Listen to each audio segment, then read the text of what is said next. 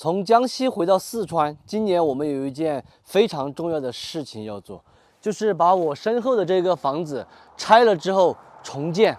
这个房子的话是2002年我爸修的，距今呢也已经有20多年了。其实从外面看起来还是比较新的。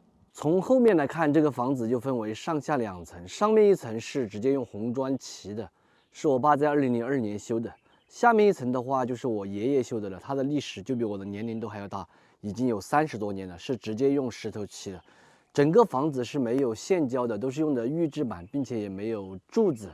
这里的话就是厨房，很多朋友问我为什么没有油烟机，大家看到没有？最上面这个厨房相当于一个开放式的，直接和上面连通的，所以就没有装油烟机。这个房子从里面来看的话，实际上已经不能满足日常的居住了。你们看到没有？墙上面到处都已经裂起了大缝。并且经历了2008年的汶川大地震和庐山大地震，还有上一次我们内江的一个地震，随处可见的都是这样子的裂口。这个是1层的情况，这一间屋子里面也是。然后楼板这里因为是预制板嘛，所以也全部都裂口了。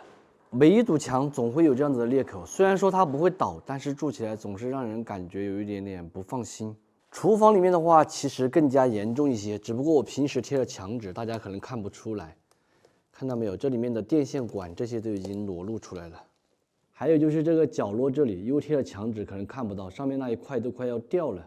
楼上的情况基本上是和楼下也是一样的，墙上面和这个顶上面随处可见的都是这种很大的裂缝。这里是我妈住的房间，大家应该也可以看到，墙上面这么大一条裂缝，一直到顶上都是这样子的。然后这里是我和老板住的房间，大家看到没有？这个地方的石膏板都已经掉过2次了，有一次地震直接掉下来，幸好不是床头的掉下来了，所以说非常的危险。这边和墙壁也形成了一个非常大的裂缝。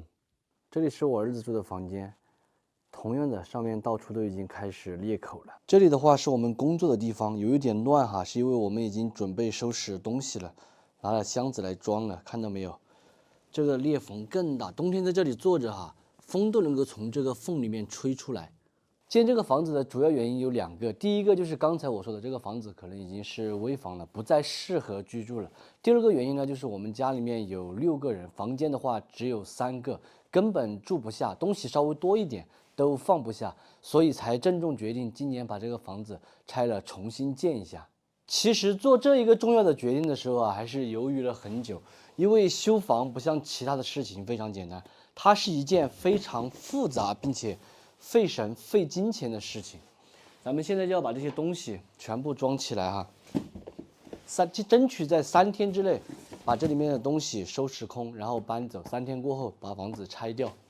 我和老板的话分头工作，老板主要负责收拾衣服这些，我收拾工作室里面那一些乱七八糟的东西。因为个人收拾个人的东西才找得到，到时候要不然的话，你东丢一点西丢一点，到时候要穿哪件衣服都不知道哪里去找，无从下手。